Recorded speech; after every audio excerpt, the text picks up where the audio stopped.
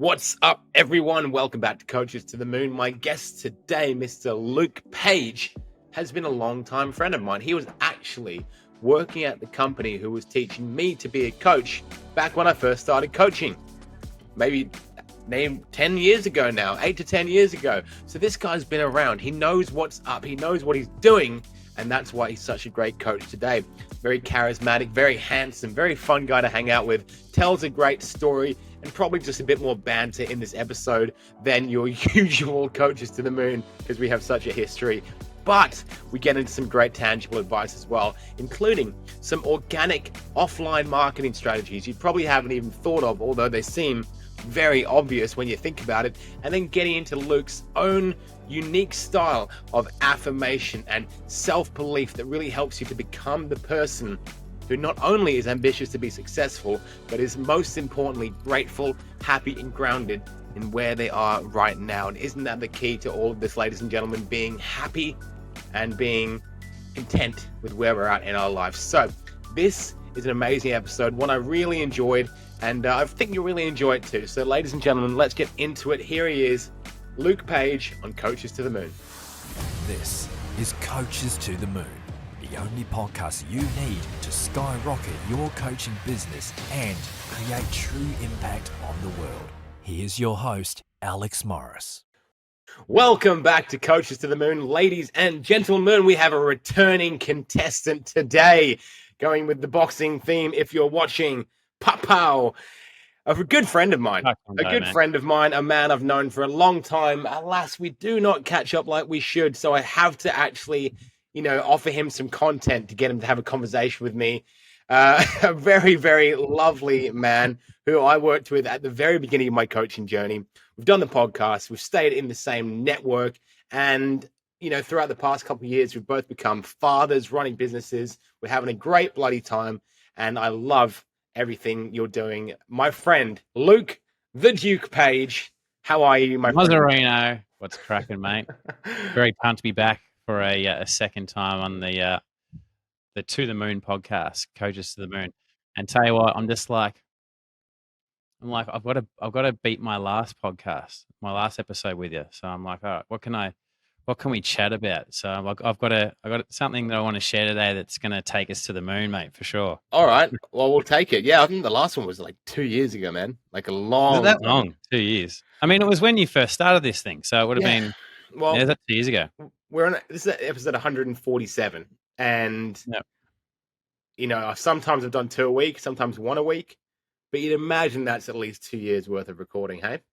Yeah, that's good, man, because I've had mine for almost 5 years and I'm just over 150. So it took me a couple of years until I went to once a week. Yeah. I was doing them like once every 2 weeks on average. So, mate, you've done well to get to that level already. Well, one day I hope to be invited on your show. You've been on my show, mate. You want to go back for a second time, do you?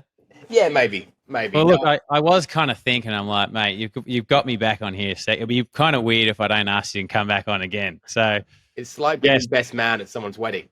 Yeah, exactly. Like, you kind of have to ask them to be yours. But I didn't do that, actually. I was best man at another guy's wedding. Yep. And when it came to choosing my best man, I said to him, I'm not choosing you because I know you won't want to do a speech. And he thanked me for that. And I chose a guy who was, who loved doing speaking. Was he on the groom? Was he like a groomsman though? Yeah, he's not my best mate, but he just there's objectively a guy in our group who just does the best speeches. Yeah. He rocked. There's always someone like that. I mean, look, I had a guy where I've been probably a couple of where they weren't in my groomsman party, but I was a groomsman for them. So that's happened. Yeah, it's tricky. The thing about being a groomsman is I'm a groomsman coming up this year for the first time in ages. And it's like, oh yeah, I was looking for another way to spend $2,000 on something. Yeah. How fun. So I get to come and do more work and spend more money. Yeah.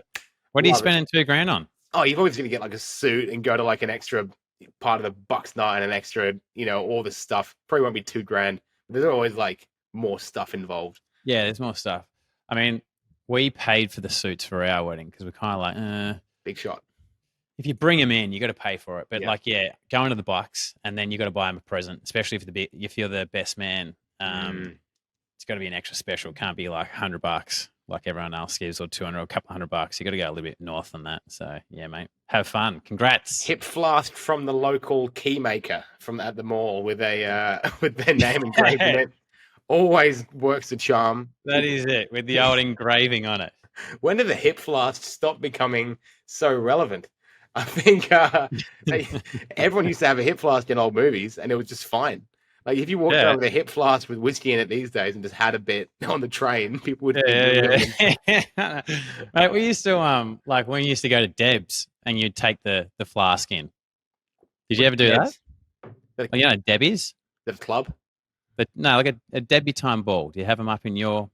No. Actually, wait, you weren't born in Australia. Well, no, I wasn't, but I was here when I was 11, so debutante balls. But I didn't realize that was a thing that they did past 1876. Like, yeah, mate, we had the flasks in our little our suits. We used to have like the fluoro orange ties. It was kind of that era, and you'd have the white shoes. Are we in Pride and Prejudice right now? Doing debutante. What is a debutante ball? What does it involve?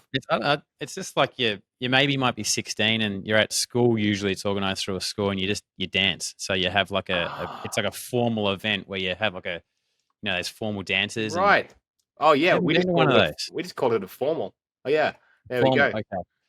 I don't think it's a formal though. I think it's different to a formal. That's the thing. I never did a deb. I was like, nah, you had to get up and go to school and early at like practice in the mornings. And I'm like, I'm not doing it. So I didn't do it. Oh, for like proper dance moves. Yeah. But it's not like, mate, it's old school. So you kind of like, twirling around, that type of thing. And then you're all walking in it. For those listening, Luke is stepping away from the microphone, demonstrating a waltz. I didn't think of that one, mate. I thought I had my lapel on today. It's just kind of, yeah. I don't even know what type of dancing you'd call that, but it's not cool dancing, put it that way. Just like kind of ballroom, mechanical, robotic ballroom, we'll call it. I think that we need to move back to it. I think that the moves the kids are doing these days are disgusting, provocative, and out of order. You always it's always weird. We'll get on to growing businesses in a second, but don't you think it's always a bit awkward on the wedding thing when you get to like the end of a wedding and everyone is singing like Little John songs and like your nan is there and your grandpa's there and it is weird. It's a weird one how much debauchery happens in front of your family at a wedding and it would just never happen anywhere else. But I think we've got 2 more weddings to go in our friendship group and then we're done with that season of our lives until you get the people who divorce, which is statistically 50%. Yeah.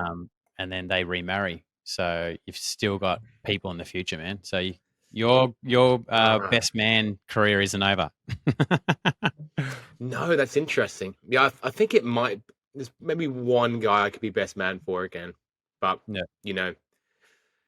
fingers crossed. Fingers crossed. Luke, lunch is crossed. How's life and business, Luke? We haven't even introduced you properly.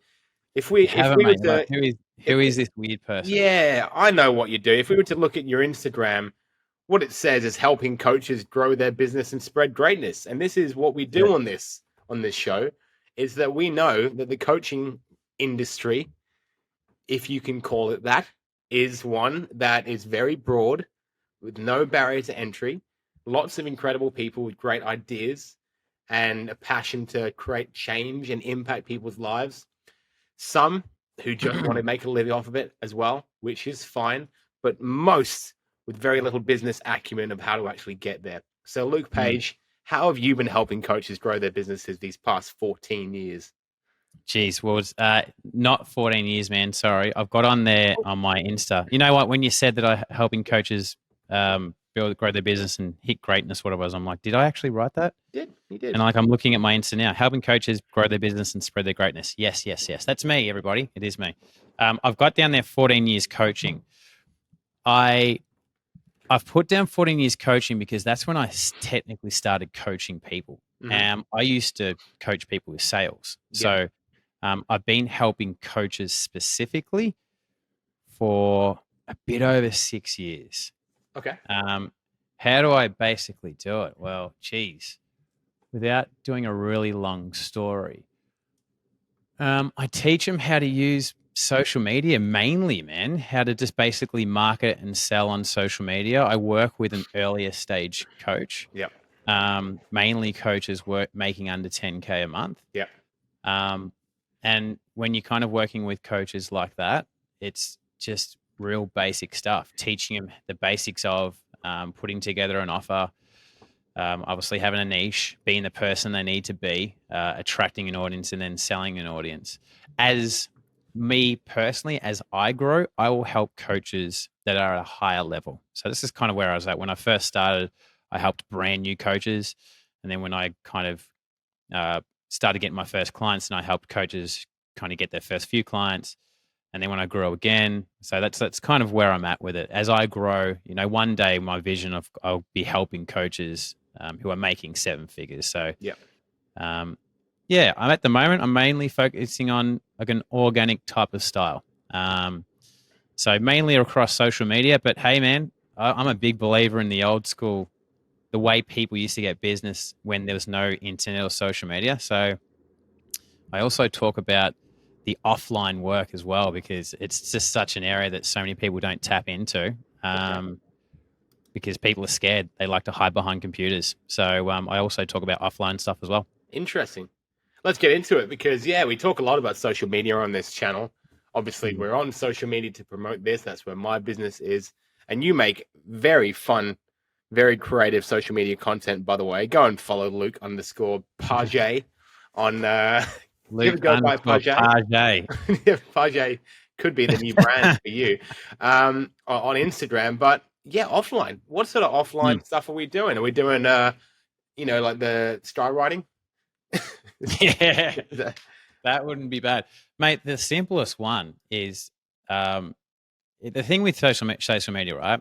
Is if you've got to be to get someone's attention these days, you've got to be a gun. Like if I post something, I'm competing against a massive audience, and I'm not just competing against coaches, the best coaches in my niche. I'm competing against everyone. So I'm competing against Beyonce. And I'm competing against Chris Hemsworth and everybody else who's got millions of followers and who else ever posts. So that's the thing, is because there's so much competition online, whenever we do post something, we've got to be able to get our target market's attention, got to get them to stop and listen to what you've got to say. And it's not the easiest thing to do, right? And especially if you haven't been doing this for too long and if you're fairly new. When I say new, if you're under 3 years, you're classified as new.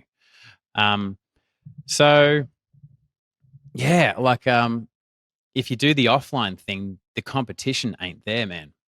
Like online, when you're posting something, you're competing against, like I said, all those people. The competition is massively high, which means that you've got to be good at what you do to get attention. What does good mean? Well, not only, if we're talking to coaches here, not only do you have to be a good coach and know your shit, you've actually got to be a good marketer and, okay, have a good hook to get their attention to stop. Then you got to keep their attention, and then you got to divert their attention. So you got to know all that stuff, right? And most coaches are great at being a coach, but they ain't great at being a marketer or a salesperson. So the offline thing, take away all the busyness of social media. If you can find out where your target market is and hanging around, just walk up to them and have a conversation. There's no competition because you're the only crazy person doing it. So what happens is that even if you're a really average coach, even if you're not super confident how you deliver your message, you're the one that gets the attention because there's no one else behind you walking up to someone on the street. So, for example, if you're a coach and you're a PT, you're an online coach, online PT, where does your target market hang out? Well, they hang out at gyms. Could you hand out a business card to people that leave a gym? People might say that's crazy. That's a little bit weird. But hey, how much do you want to grow? The other thing is that, I mean, if you're a health coach, it's fucking easy as. You can go to the city and walk around and visually, you know who your target market is. Look who they are. It's the easiest thing in the world. Bit harder for me being a coach. I can't really go to the city and go, oh, that person's a coach and that person coach. Bit harder. But say, for example, if you can visually see who your target market is, you can walk up to them, have your business card, and it's a simple this. Hey, how you doing? I help people get fit. Check me out online if you ever need help. And it's not you sit there and sell them and push them. Yep. What you do is a quick introduction on your business card. It says, go follow me here on Instagram. And your Instagram is your house where you sell your shit. If you do that, 9 times out of 10, even if people think you're an idiot or a loony, they'll still check out your Instagram page. So what happens is that you go to front of mind with that person. Yep. And you're no longer competing for the attention. Now, if your Instagram page and your content is crap, then you won't convert them, but that's another story.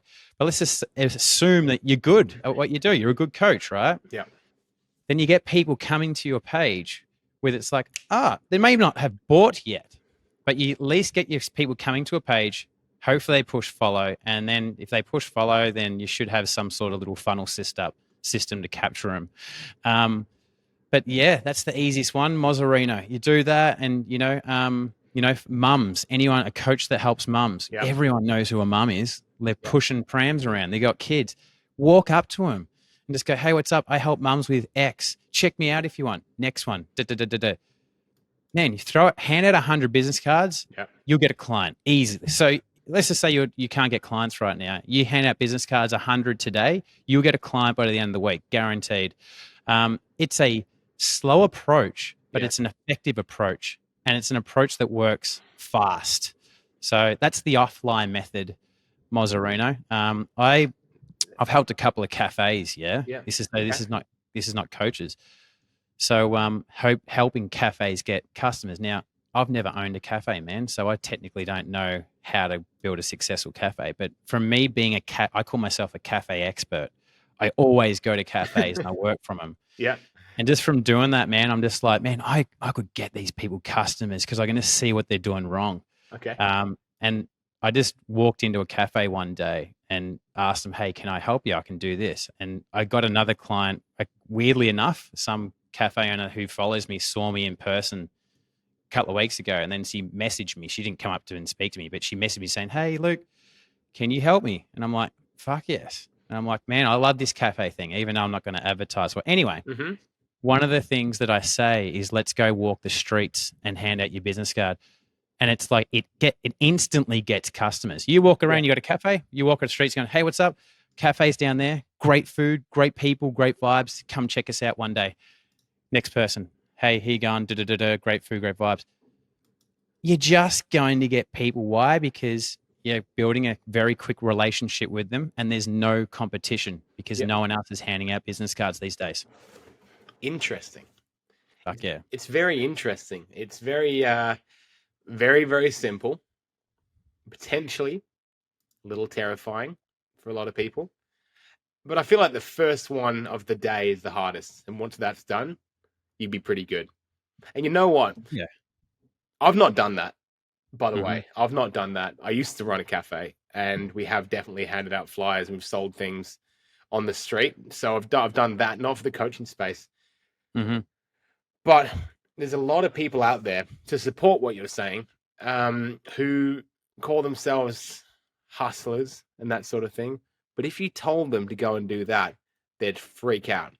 Whereas the people who are not scared to do it is like Hare Krishnas, on the street who want to give you their vegetarian recipe book. Their jam. For $2 or whatever. Or, these charity people who are, so well trained.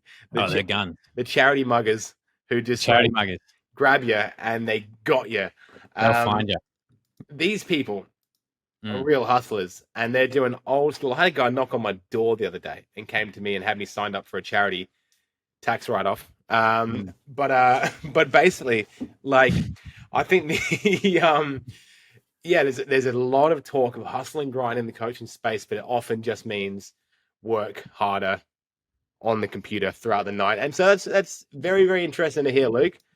Have you been have you personally generated, except for that cafe client? When's the last time you did that? When's the last time you went out walking the streets? Mate, for my coaching business, mate, I've never done it myself. In regards to have I ever done that in my past? 1,000,000%, man. I remember when I first did real estate. I started real estate and you had to, mate, that was the thing. Like it was all about old school connections. I had to do letterbox drops. You'd walk around the streets and going, hey, I'm the I'm the local real estate agent and all that type of thing. So it's like, I think maybe why it's kind of close to my heart is because that's where I started sales with that sort of stuff. We didn't have laptops back then. I did real estate when I was 18, so 20 years ago. And it was that sort of sales. It was old school, no internet, no social media. You've got to get out there and just speak to people. Yep. So that's why I still have that major respect for that sort of sales. And because so little people do it these days, the best marketing is, as long as it's working, is that where no one's fucking sitting, where you're the only one doing it. Yeah. Wow. So you just instantly stand out. So, let's just say in 5-10 years, it goes back to everyone's handing out business cards on the street. Then you won't do that. You'll do maybe DMing in 10 years has gone and now one's hand. So then you'll start DMing again. You've got to do shit that people aren't doing. Then you get attention really quickly. You definitely would. You definitely would. And you're going to ruffle a few feathers. The more direct you are with your marketing, the more feathers you ruffle. A cold call annoys people sometimes, but it's also the fastest way to get through to people as well, rather than a DM conversation. The more direct you are, the more feathers you ruffle, the more risks you take, the more close you are to actually, get what you want. And walking up to someone on the street, tricky. When you're saying go and find if you're a health coach, find someone who clearly needs to be fitter. You've got to there's nuance in that conversation. I mean, look, it's, I guess you could be like, oh, the person gets offended. And you're like, well, that's the wrong person for you. Yeah. Like, it's not the wrong person, legit. Like when I post my content, I know people get offended by some of the stuff that I say, but I don't care anymore. Like, it's just like, man, the right people get me and understand me and like maybe the crude things I say every now and then, or the direct things I say. The wrong people won't, and it's not my responsibility how other people feel. So it's the same thing with you. Yeah, it's like you got to be. If you're freaking out about pissing people off, then that's going to hold you back from finding the people who love what you're doing, what you're talking about. So of course that's going to happen. Yeah. But if you're got to speak to 100 people, and out of those 100 people, you're going to get 5 people who get pissed off. It shouldn't be like, hey, look, I'm not searching for the 5 people that get pissed off. I'm just searching for the 1, 2, 3, 4, 5 people who I can change their life. Yeah. And I'm willing to piss a few people off in the process. But that's the attitude you got to have with it. You can't not piss people off. The bigger you get, the more people you piss off. Name any brand, and there's going to be like Amazon, Facebook. How many people hate them? But still use them all the time. And we've both run ads before and posted things on social media. Yep. How often do you get called a scammer or just told to fuck off in a comment? Standard thing, isn't it? The scammer. Standard. And that this exact ad campaign that you're calling me a scammer on has actually helped these people to go from here to here. Because they've come through and they've seen past the negativity that you've got and said, okay, this sounds like a good idea. So I like that, man. I like that the fact that you're not afraid to ruffle a few feathers. I can tell that. And just with that, Mozza, it's like there's a law in the universe. So we all know the law of kind of attraction, right? So what you think on is what you attract. Yeah. But there's another law. I don't know if you guys have heard of this, the law of polarity. And basically what it states is that for anything, there has to be an equal opposite. Yeah. So 2 different poles to everything. Nothing can exist without having 2 sides of the poles, hot and cold, up and down, dark and light, that type of thing, night and day, summer, winter. So with the thing in regards to getting clients and fans, because what do we want? We're like, oh, man, we want our fans, we want our clients. And if you're wanting that, then the law of polarity states is that in order for you to get that, you also have to get haters. It's impossible. So if you're trying to make this work with you avoiding getting haters, what you're doing is you're sitting on the middle and you won't attract your fans. So this is really important to remember this, is that in order for you to get all those fans and those clients that you're wanting, the law of polarity states is that you also must accept haters along with it. Yeah. Boom. Tricky, hey? Tricky thing to do when you're young. Tricky. You're insecure, which we all are to a certain point. We're all insecure. We're all scared. Yeah. I've actually been I've been working with a guy we both know, James Hepburn, who's coming on the show soon. Oh, the And heckles, yes. yeah, you've seen his content lately. He's saying Yeah, I've seen his content. I like it. Yeah. he's saying wild shit. He's saying some wild stuff. He Yeah. said one the other day, he's talking about living in like Colombia or something, and he's like, Yeah. this happened to me in Colombia, and when I wasn't snorting tremendous amounts of cocaine off hookers' tits, I was marketing, and and like He has good hooks. he has great hooks, and he's actually helping with my organic content at the moment, which is great Yeah. fun. And he's saying the same thing, man, which is you know, a lot of my content is professionally done, but it's vanilla, you know, Right. and I've realized that it's content for content's sake, not to do with the team who makes it. They're making it look awesome, to do with me Yep. and what I choose to say, which is all Yep. educational stuff, valuable stuff, but it doesn't like hook anyone in. So that's a Yeah. big thing for me this year is be that face of the brand, ruffle a few feathers when need be, and become that ambassador, because you've got to do it. And what I've actually noticed recently is there's a in one of Grant Cardone's books, Love or Yeah. Hate Grant Cardone, as we're talking about, he gets tremendous amounts of both. He talks about Yep. when he started emailing his email list once every, twice a week or whatever, and everyone's like, "Oh, you're getting people unsubscribed from the list," and he says, "Good, email them twice a day," that sort of thing. And Yeah. I never understood that, but now I understand. If people are unsubscribing from your list, that's great, because you don't want them on the list. And so the first Yep. thing we did this year was we sent an email out to thousands of people on our email list, and half of them unsubscribed, because it was basically saying, if this is you, stick around. If this is not you, Yep. unsubscribe. And Yep. all gone. So we're not paying for them, but also Yeah. they don't need to be bothered by me. It's a very liberating thing to do, to know who you want to work with, and to be able to say no to people you don't, and to not worry about that.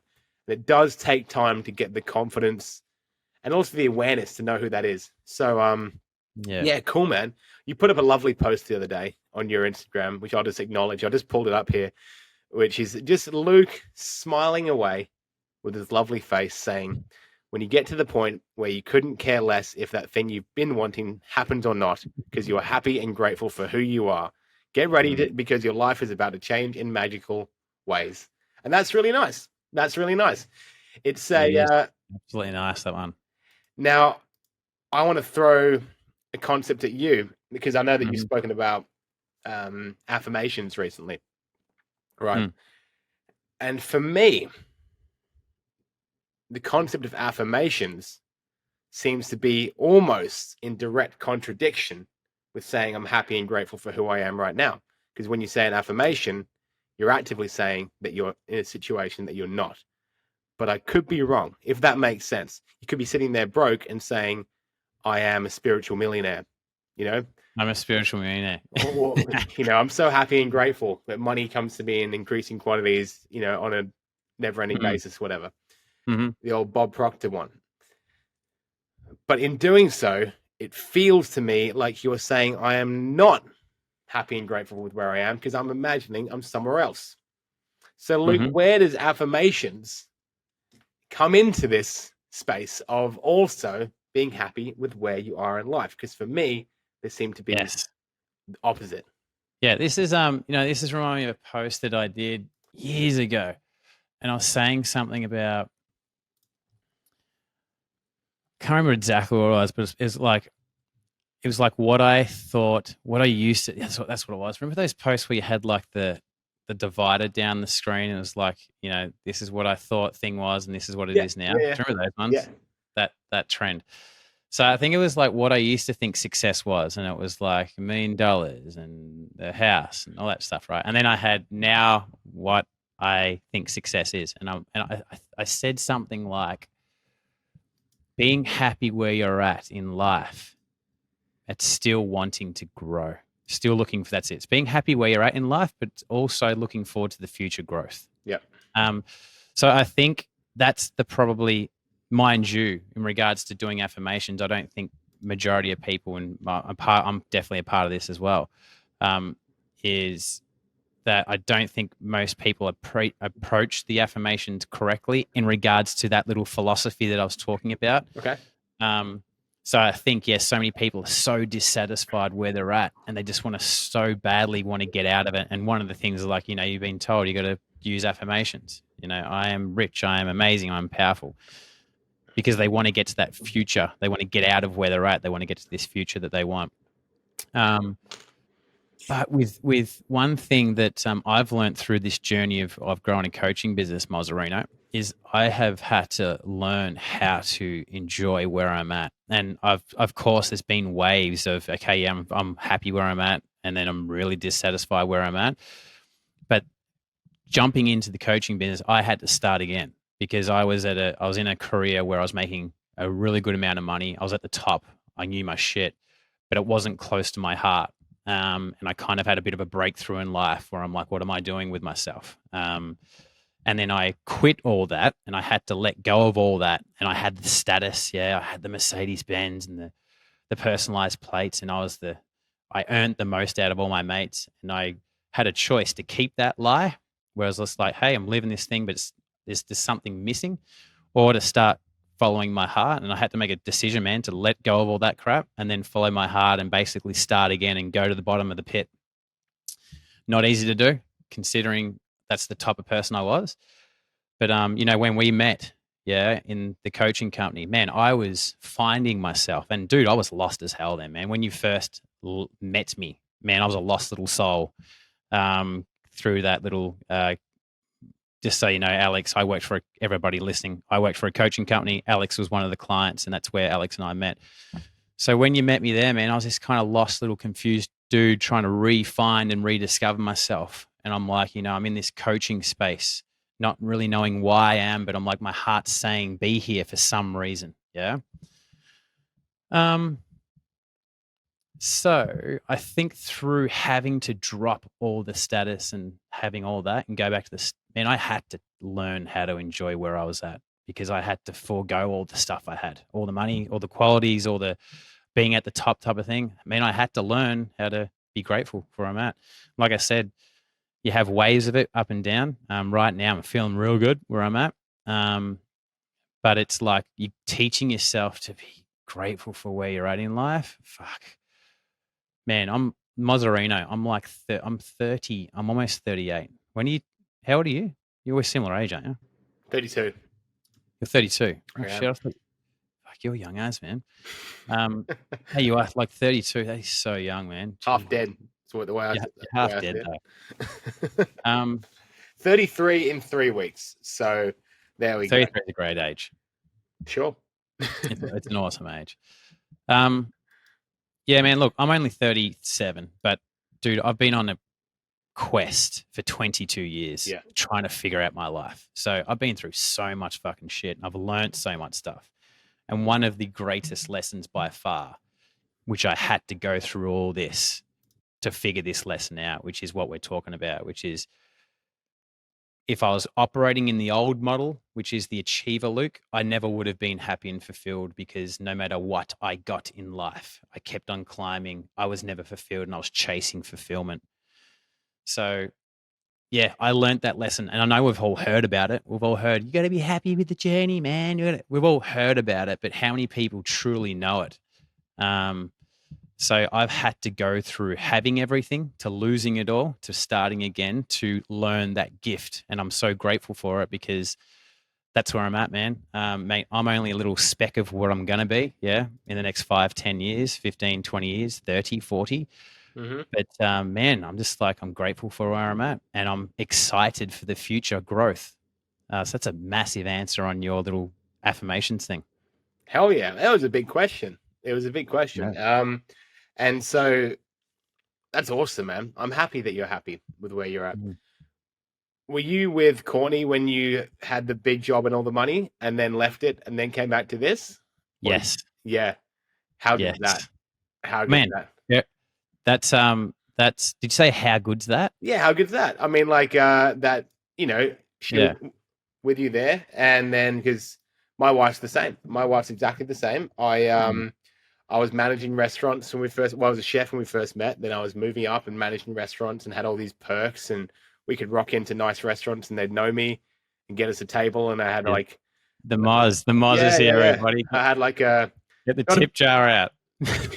I had a nice car, you know, and then when we had our honeymoon, I ran out of money in Italy. I had no more money left, you know, halfway through our honeymoon because of the dumb shit I was doing, trying to start businesses, you know. And so, no, it's super cool, man. I like those stories because I love, you know, when obviously that's not a factor in any relationship. It is when you can just be together thick and thin, and that's really cool as well. Good stuff, man. Good stuff. So, all right, there's people who are not happy where they're at right now. Understandably, there's a lot of reasons to not be. Massive, you know, social pressure, financial pressure. Just everyone's busy. Everyone's comparing to each other. It is a tricky world right now. And in the coaching space, tough to get ahead because, like we said, there's a lot of competition. Everyone's doing the same thing. And you kind of need to be a big dog or do something completely different. So be a big dog or walk the streets. Yeah, exactly. You and I have both been in those low moments. I myself had a horrific January business-wise because this Jan, yeah. I'm still reeling from January. January sucked. It was just all money out, nothing in, because it was just the things that we were doing in business. It was all stuff I planned on doing, but it really kicked me right in the nuts. But that's okay. But I'm fine with that because I've done it and I know it ends. For people who are truly unhappy where they're at right now, can you give us any of these? You know, you said that you got a different style of doing words of affirmation that have really helped you out lately. Can you help out the person listening who's really, you know, struggling with where they're at? Moza, that is so smooth, man. That was such a smooth transition. I'm great at this. You are unbelievable. I remember when I did the first interview with you, I was impressed. You knew more shit about me than I knew about myself. So how's this, right? I got these affirmations, and I knew I was coming on today and this morning where I'm like, I've got to give this affirmation a cool name because I don't have a cool name for it. So everybody, I got the King affirmations. Now, whether you're a male or a female, it's okay. You can use these King affirmations. Now, first thing, why do we use affirmations? Why does someone use affirmations? Moza, I'm asking you. You're asking me. I thought there was going to be a rhetorical. I would imagine, from what I understand about affirmations, is that you are sort of training your brain or your mind to expect a different result. It's almost like you're visualizing something into reality. That's it. It's like we do affirmations because we want to change. We want to change something about ourselves. So ultimately, if we're doing affirmations to change. Yeah. Well, the recipe to change in life is you've got to think something. Yeah. But you've got to combine it with an elevated feeling, right? Because by thinking a certain thought over and over and over, combining it with a elevated feeling, what will happen is that will create a version of you which will take the appropriate action, which taking the appropriate action will get the result that you want. So an affirmation, the idea behind it is that we say, I am powerful, I'm empowered, that type of thing. And you say it over and over and over and over. And the idea is that you're kind of installing a new belief. So you believe that you're powerful. So when you jump on a coaching call, you've said this affirmation 30,000 times and you bring the power. Yeah. Power. Here's the issue, man, is that with the old affirmations, the standard stuff, is majority of the time it doesn't bring the secondary thing which requires change, which is an elevated feeling. Most people just go, I'm rich, I'm empowered. They look in the mirror and I'm like, I'm strong. But it doesn't bring the emotion, because if without the emotion, because we're basically, we are everything that we the way that we're steered is by our subconscious. So we've got to somehow get into our subconscious and rewire it to support the dreams and support the person that we want to become. So if we have told ourselves our whole life that we're a shy person who doesn't deserve anything, and then someone says, hey, you got to do the old affirmation saying that I am powerful, I am strong, I am unstoppable. But you've been told your whole life, and if you're 30 years old, 30 years of being told that you're a shy person who doesn't deserve anything. Great. Your affirmation ain't going to do anything to it because you've got deep wiring. And the issue is that from 0 to 5 is where the deepest wiring in our subconscious happens. And then, from 5 to 15 is the secondary. So if you've had any sort of trauma in those spaces and then you come out and do your affirmations now, it's not going to do anything. You have to have associated to the I am powerful thing is you have to have intense emotions of belief around that I am powerful. You got to feel powerful, right? Mm-hmm. So you got to have those two things. Now, the thing with some of our affirmations we believe and some of them we don't. So think about, if you got your bunch of affirmations that you do right now, there's going to be some of them where you're like, you know what, I do believe that. I am powerful. But then there's going to be some affirmations where you're like, I'm saying this, like I'm the best salesperson in the world or whatever. And you're like, your brain, as soon as you say it, I'm the best salesperson in the world, your brain goes, your subconscious, which steers the ship. Bullshit. Yeah. I am the best salesman in the world. Bullshit.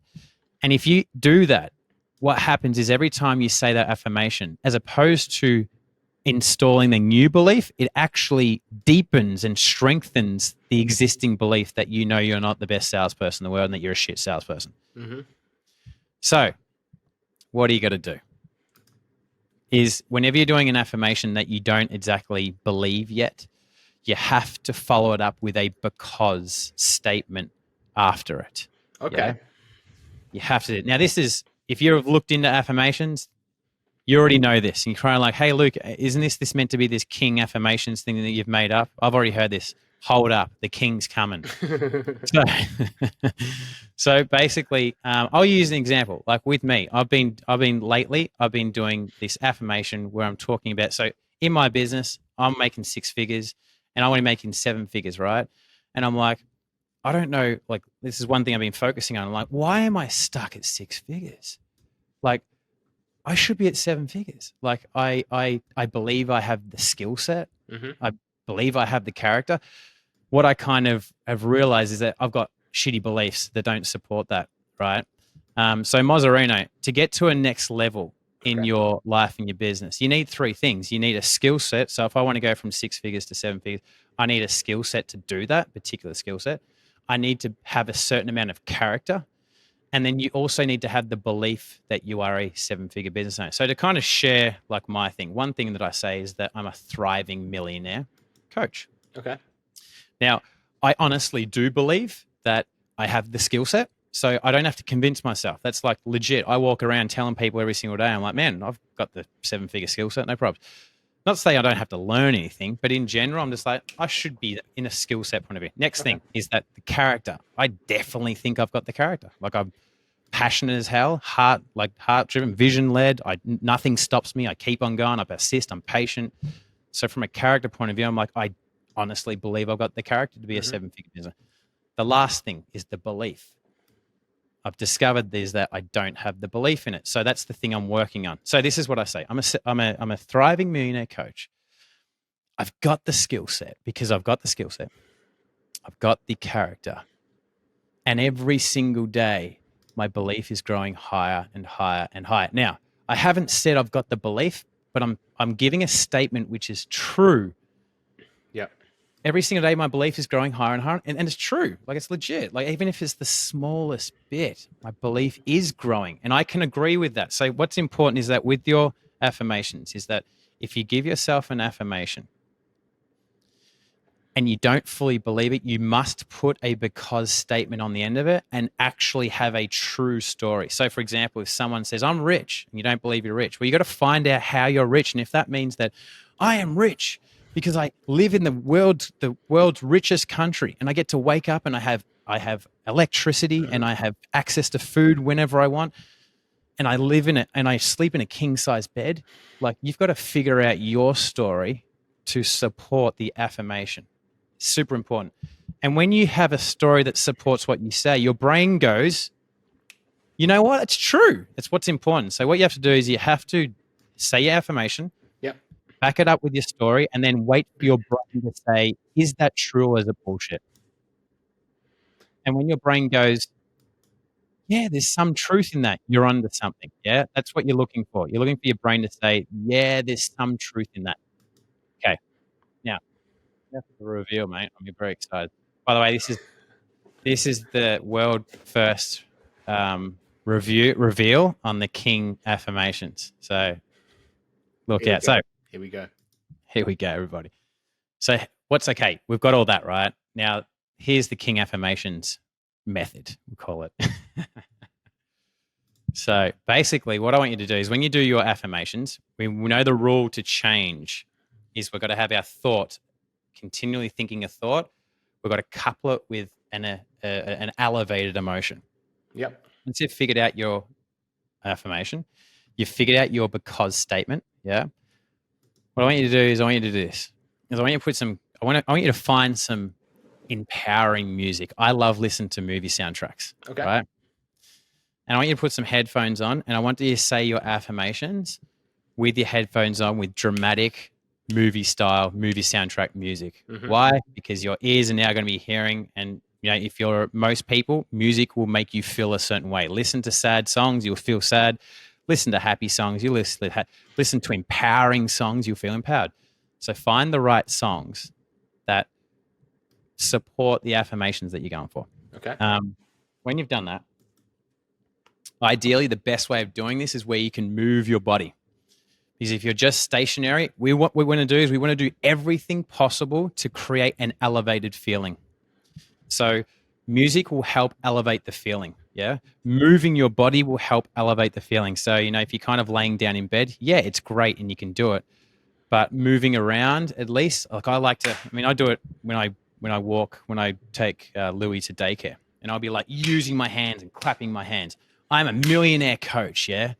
I have because I have the skills, I have the character, and every single day my belief is growing higher and higher, and I'm waving my hands around. Yeah. I'm moving my body. Yeah. When we move our body, it affects how we feel. So we're doing that. Now you might be like, I've heard this before. And I know you've heard this before, Mazzarino. What's so special about this? Here's where it gets King affirmations comes into it. So what I want you to do now is, mind you, there's steps to this. You got to learn this stuff, right? Okay. Once you've got all that down pat, I want you to use your affirmations, and I want you to pretend that you're doing a speech like Martin Luther King. Okay. That's where King comes in. That's where King comes in, mate. Got So it. everyone knows Martin Luther King in that speech. I have a dream. Yeah. So what I want you to do is I want you to pretend you are speaking in front of thousands of people, and you are basically creating a movement using your affirmations, and you're basically there to convince them of your message. Mm-hmm. And that's the mindset behind it. So you're going to have your music playing, your dramatic music, yeah? And you're going to pretend that you're speaking. You're doing the presidential speech, yeah? The presidential speech. And you're speaking and addressing hundreds of thousands, millions of people in your country. And your goal is to basically convince them on your message. Now, when you make that your focus, you start bringing in different emotions, yeah? So, for example, I don't want you to go, I'm a thriving millionaire coach and I've got the skill set, I've got the belief, and I've got the character, and da-da-da-da-da. I want you to move around with it and change it and flex it. So, for example, I'm speaking in front of hundreds of thousands of people, Martin Luther King style. I am a thriving millionaire coach. I've got the skill set. I have got the belief. And every single day, my character is building blah, blah, blah, blah, blah, blah, blah, blah, blah. And then change it around. I'm a thriving millionaire coach. I've got the skill set. I've got the belief. And every single and you just flex it and you move it and you rant on it. Here's the reason why. I am unstoppable. No matter what comes in front of me, I keep getting back. I've been knocked down to my feet a million times. And guess what? I'm still here. I get back up on my feet. Nothing will ever stop me. And when you can do this shit, you can't do it, Mozzarino, without feeling fucking sick. Mind you, we don't even have movie soundtracks on right now. But imagine we did. Yeah, Man, yeah. the emotion that comes out is sick. And when you do that over and over and over and over, you actually start believing this shit. So you start believing you're powerful. You start believing that you're a great salesperson. You start believe that you actually are rich, even though you don't have billions of dollars, but you are rich because you have access to food and you sleep in a king-size bed. So there you go. Yeah, how good's that? It's all right. Mate, the freaking... Mate, we've been buzzed. The Been king buzzed method. right on the hour, and I'm done. Oh, yeah, well, that was just... I've had my phone on Do Not Disturb mode, but my freaking computer's connected to my phone somehow, and someone called me through the phone. But, man, that's... That's great. It reminds me of stuff that I used to do back when I did this sort of thing. And I've said a few times on the show that I do very little personal development stuff these days because I get all the growth I believe I need right now from running a business and raising the girls. So I don't really do that much of this stuff on the outside. But I used to do a thing every morning on the beach where I listened to Macklemore, Ceiling Can't Hold Us, Yeah, good song. Return of the Mac. And in that one, it was the end of my own sort of seminar, my own sort of NLP seminar. And I was jazzing up all the crowd, that sort of thing, with that song. And it was sick. And that was a time when what you're saying, really, I was doing stuff like that. And these were the best experiences I've had in that sort of arena because you get yourself believing it 100%. Yeah. And you look like a psychopath doing it anywhere near where anyone can see. And it's a heck of a lot of fun. And it's the kind of thing that certainly, because I've been in some rough spots in my life many a time, definitely makes you feel better, if only for a few hours. But sometimes those few hours are all you need in a day to actually change the course of your week. So, dude, I love it. The King method, King Jr. The King method, mate. MJK method. Well, I was going to say, I originally had milk. So it's Martin Luther King, MLK, but I'm like, milk. And then I thought, the King. I'm like, yeah, I like it. Good. I like it, man. Good. You're a king in itself, and that word king is getting thrown around so much online these days. It is. It's getting everywhere. Any of us post anything, and all our boys are like, king, bloody king. You're a king. It's like... Well, that's what I commented, and he's like, 2 kings. 2 kings. Like, there it is. Every single one of us, down to the bone. But a true one stands before us today, Luke Page, who has shown us the way.